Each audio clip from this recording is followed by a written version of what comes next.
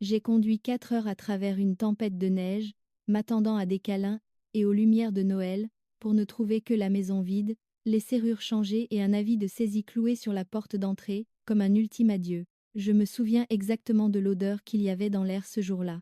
C'était piquant et froid, le genre de froid de décembre, qui vous brûle le nez, et vous fait pleurer les yeux, avant même de sortir de la voiture. J'avais 22 ans, j'étais en dernière année d'université et je venais de terminer mon dernier examen avant les vacances d'hiver. Mon colocataire Marcus m'avait proposé de rester chez lui pour les fêtes, mais j'avais le mal du pays. Je n'avais pas vu mes parents depuis août. Et même s'ils avaient été plus silencieux que d'habitude, avec moins de textos, des appels téléphoniques courts, je m'étais dit qu'ils étaient juste occupés. Alors, j'ai conduit les 4 heures pour rentrer à la maison, en écoutant de la musique de Noël à fond, et en sirotant un café. Je m'étais arrêtée à mi-chemin, en imaginant le sourire sur le visage de ma mère quand je franchirais la porte. Le demi-sourire habituel de mon père, peut être même un feu de cheminée, comme nous le faisions avant que les choses ne tournent mal. Il était près de 20h quand je suis arrivée dans notre rue, le quartier était sombre, le genre de banlieue où la plupart des maisons dorment dès 20h, et j'ai senti que quelque chose n'allait pas avant même de me garer. La lumière de notre Porsche était éteinte. L'allée était vide. Pas de couronne sur la porte, pas de lumière aux fenêtres. Ma poitrine s'est serrée, mais j'ai mis ça sur le compte d'une mauvaise coïncidence.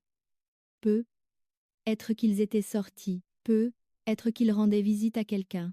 J'ai attrapé mon sac, les clés à la main, et j'ai gravi les marches, prêt à frapper au cas où. Mais la porte ne s'est pas ouverte. J'ai tourné la clé à nouveau, elle n'entrait pas. J'ai regardé, confus, et j'ai réessayé. Même chose. C'est là que j'ai remarqué le papier orange vif agrafé sur la porte d'entrée. Au début, j'ai cru que c'était juste de la publicité, un flyer ou un avis de fête. Mais en m'approchant, j'ai vu le mot en grosses lettres grasses, saisi. J'ai gelé. Je ne pouvais littéralement plus bouger. Pendant une seconde, je me suis demandé si je rêvais. J'ai vérifié l'adresse, vérifié mon téléphone. C'était ma maison, ou du moins, elle l'avait été.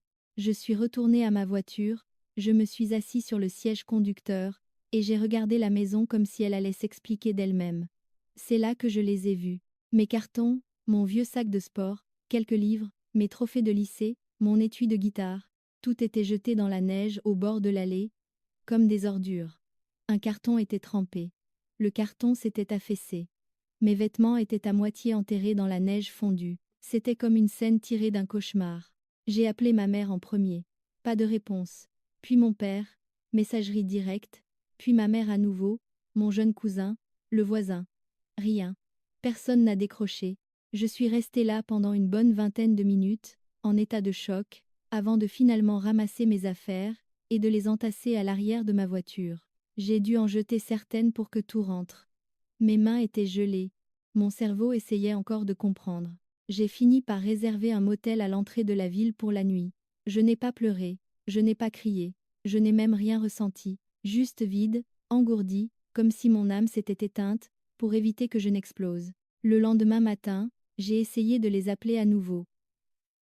Toujours pas de réponse. Il a fallu attendre 3 jours avant que mon père ne décroche enfin.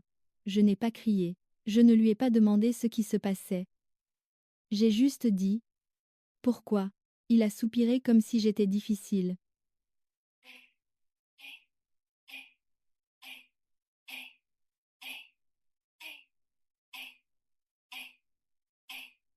Comprendre quoi? On devait passer à autre chose. La maison était surendettée. On n'allait pas rester assis à attendre que tu reviennes. Tu ne m'as même pas prévenu. Il a dit « Tu es assez grand pour comprendre les choses par toi-même. » On a supposé que tu te débrouillerais. C'est la dernière chose qu'il m'a dite avant que je raccroche et que je bloque son numéro. J'ai bloqué celui de ma mère aussi, puis tous les membres de la famille qui ont essayé de trouver des excuses ou de minimiser la situation. Ma tante a envoyé un SMS. Je suis sûre qu'ils avaient leur raison.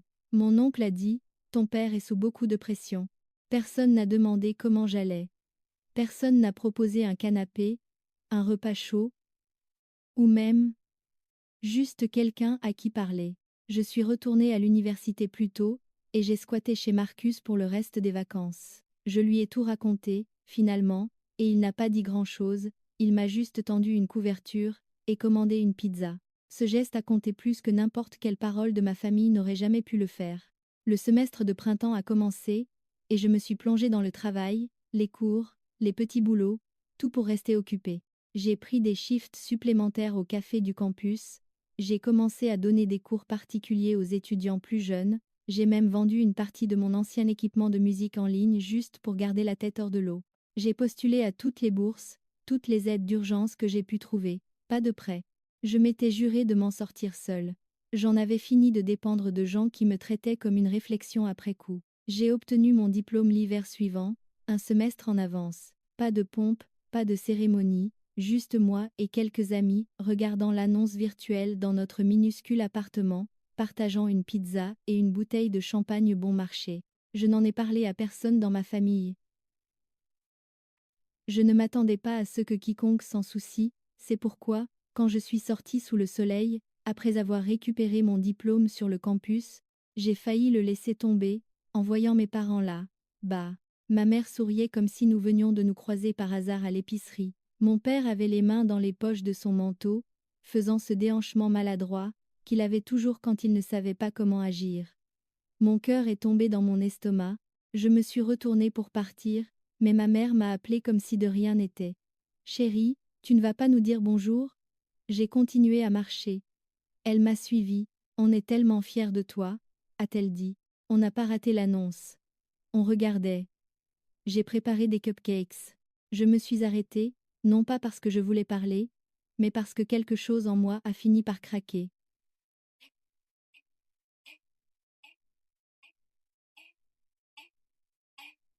J'ai dit, tu as préparé des cupcakes? Elle a hoché la tête avec enthousiasme, comme si elle s'attendait à ce que je sourie, que je tombe dans ses bras, que je prétende que les 13 derniers mois n'avaient jamais existé. Tu crois que des cupcakes compensent le fait d'avoir jeté ma vie dans la neige? Son sourire a vacillé juste une seconde. Mon père s'est agité inconfortablement mais n'a pas dit un mot. Typique. Vous m'avez ignoré, ai-je dit. Vous n'avez même pas eu la décence d'appeler. Vous avez juste disparu. Vous m'avez laissé faire 4 heures de route pour trouver un avis de saisie, et mes affaires dans le caniveau, comme si j'étais un étranger expulsé. La voix de ma mère a pris ce ton faussement doux et théâtral que je connaissais trop bien. On traversait tellement de choses, chérie. On ne voulait pas t'encombrer. On pensait que tu comprendrais. J'ai fait un pas en avant. Comprendre quoi? Que vous ne vous souciez pas assez de moi, pour envoyer un seul SMS? Que je ne méritais même pas un au revoir? Tu es dramatique, a-t-elle dit, sa voix se serrant. Vraiment? Ai-je dit, parce que le seul drame dont je me souvienne, c'est moi, dormant dans un motel cette nuit-là, fouillant dans la neige, pour retrouver mes vêtements trempés. Ma mère a ouvert la bouche comme si elle avait quelque chose à dire, mais rien n'est sorti. Mon père a finalement raclé sa gorge. On espérait discuter, a-t-il dit en privé. Être déjeuné. Célébrer ta réussite. J'ai ri. C'était amer. Célébrer? Vous n'avez pas levé le petit doigt pour m'aider à finir l'université. J'ai travaillé 2 boulots, vendu la moitié de mes affaires, survécu avec des nouilles instantanées, et des cafés à $1 pour arriver ici. J'ai mérité ça. Vous n'avez pas le droit de vous pointer à la ligne d'arrivée et de prétendre que vous faisiez partie de la course. Les gens commençaient à regarder. J'ai vu une fille en toge et mortier donner un coup de coude à son petit ami, chuchotant et pointant vers nous. Ma mère a semblé le remarquer aussi, car sa voix est descendue à un sifflement. On peut éviter ça ici? Tu es venu ici, ai-je dit. Tu as décidé que c'était l'endroit, alors, ne deviens pas timide maintenant. Son visage s'est tordu comme si elle mâchait quelque chose d'acide. Je veux juste que notre famille soit réunie. Non, ai-je dit, tu veux avoir l'air d'une famille à nouveau, mais tu as laissé ça derrière toi, quand tu m'as exclu de ta vie sans te retourner. Un battement de silence. Puis, mon père a dit la partie calme à voix haute. Écoute, ta mère a parlé à certaines personnes, des réseaux d'anciens élèves, des donateurs, il y a des opportunités qui s'ouvrent maintenant que tu es diplômé, des relations. Cela aiderait si nous pouvions présenter un front uni, juste pour les apparences. Je l'ai regardé, stupéfait. Alors c'est ça que c'est, ai-je murmuré. Tu ne te soucies pas de moi, tu te soucies de l'image que je te donne. Tu penses que maintenant que je suis devenu quelqu'un, tu peux en profiter. Ils n'ont pas nié. Ils n'ont même pas essayé. C'est à ce moment-là que quelque chose en moi s'est apaisé. Toute la confusion, la douleur, les remises en question que j'avais eues au cours de l'année passée, tout s'est cristallisé en quelque chose de froid et de certain. J'ai plongé la main dans la poche de mon manteau, j'ai sorti la carte plastifiée que le doyen m'avait remise avec mon dossier de diplôme, et je l'ai tenue en l'air. Vous voyez ça? J'ai mérité ça sans vous. Chaque cours, chaque examen, chaque dollar que j'ai gratté, je l'ai fait seul. Alors, prenez vos cupcakes, vos sourires pour les photos et vos fausses excuses, et partez, parce que vous ne faites pas partie de cette histoire. Je leur ai tourné le dos, et je suis partie. Je n'ai pas regardé s'ils me suivaient. Je me fichais qu'ils pleurent ou qu'ils m'appellent ou qu'ils restent là comme des statues pendant que le vent soufflait à travers leurs manteaux. Tout ce qui comptait pour moi, c'est que pour la première fois de ma vie, je n'avais rien qui me liait à eux. Pas de dette, pas d'attente, pas de honte, juste la liberté. Et en tournant le coin, voyant Marcus faire signe depuis sa voiture avec le panneau « Félicitations diplômé », encore scotché à la vitre, j'ai souri. Vraiment souri, pour la première fois depuis longtemps. Cela aurait dû être la fin. Mais il n'en avait pas fini, car la semaine suivante, j'ai reçu une demande de message sur LinkedIn de quelqu'un que je n'avais pas vu depuis plus de 5 ans, mon oncle Dave. Il a écrit « Salut l'ami, ton père a mentionné que tu pourrais embaucher. Je me disais qu'on pourrait se rattraper. » Et c'est là que j'ai su que je n'étais plus seulement leur fils.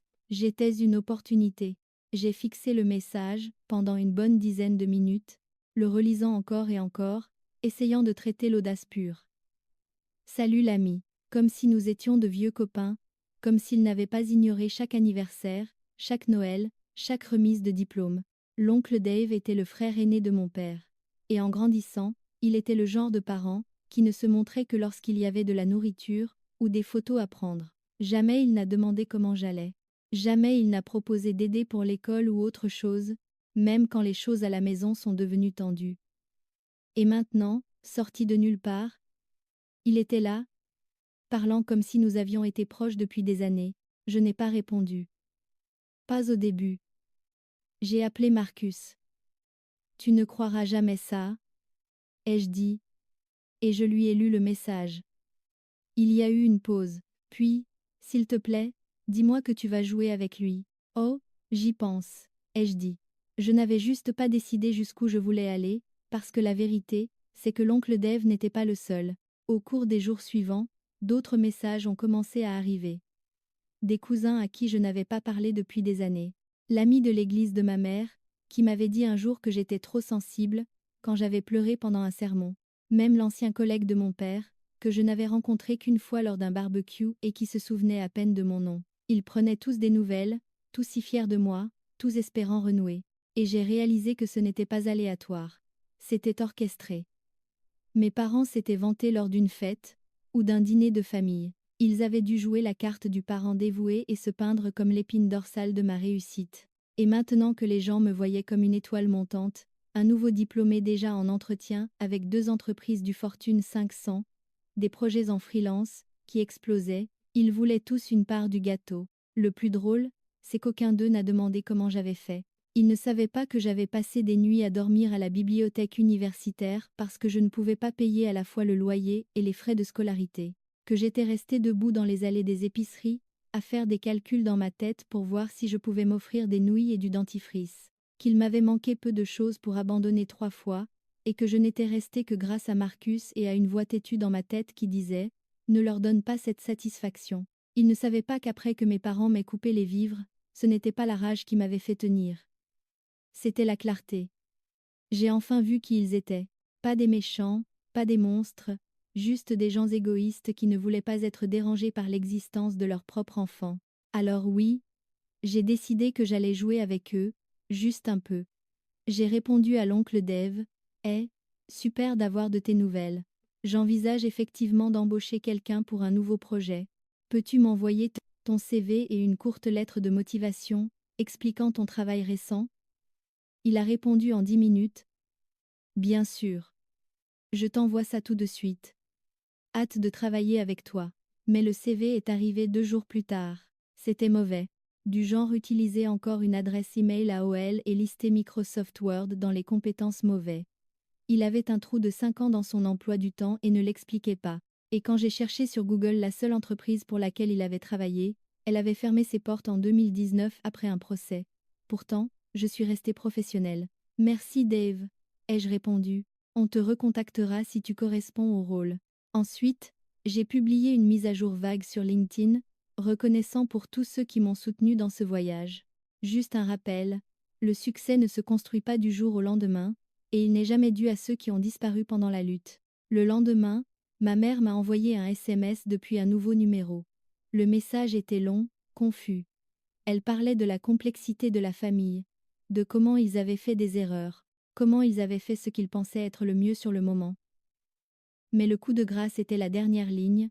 Nous sommes juste heureux de te voir t'épanouir. C'est bien la preuve qu'on t'a bien élevé, n'est-ce pas? J'ai failli jeter mon téléphone. Non, ai-je pensé, tu ne m'as pas élevé du tout. Tu m'as abandonné et je me suis construit moi-même. J'ai commencé à préparer mon déménagement, une offre d'emploi en attente dans un autre État. Je n'ai rien publié à ce sujet, je n'ai rien partagé, j'ai juste commencé à faire mes cartons, à vendre ce dont je n'avais pas besoin, et à me concentrer sur mon prochain chapitre. Mais juste au moment où je pensais que les choses s'étaient enfin calmées, une invitation est arrivée par la poste.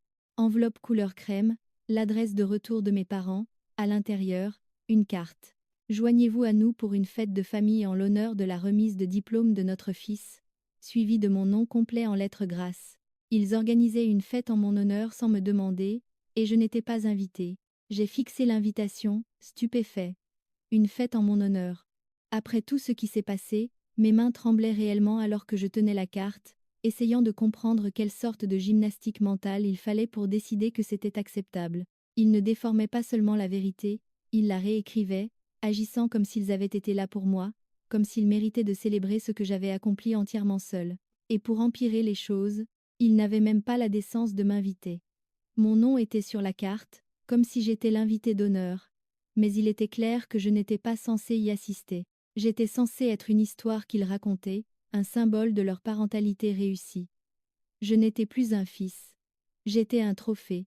J'aurais pu ignorer, jeter l'invitation à la poubelle, et passer à autre chose, mais quelque chose dans la suffisance de la chose, l'arrogance, m'a mis en colère. Ce n'était plus seulement à propos de moi, c'était à propos de la vérité et de la façon dont il l'enterrait sous des cupcakes, de faux sourires et une maison pleine de mensonges. Alors, j'ai pris une décision.